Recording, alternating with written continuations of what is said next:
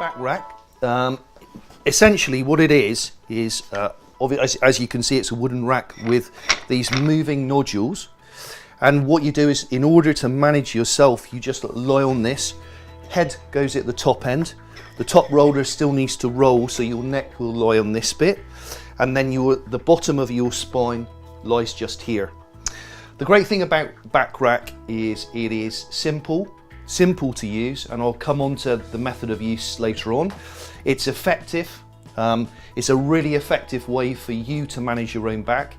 It's very time efficient, takes about 10 to 15 minutes a day.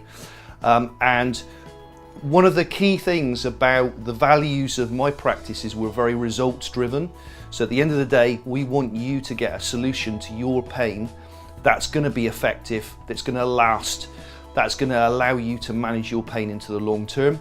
One of the problems with a lot of treatment is it can be very much short term. So you have a course of treatment, it helps you temporarily, but then your symptoms return.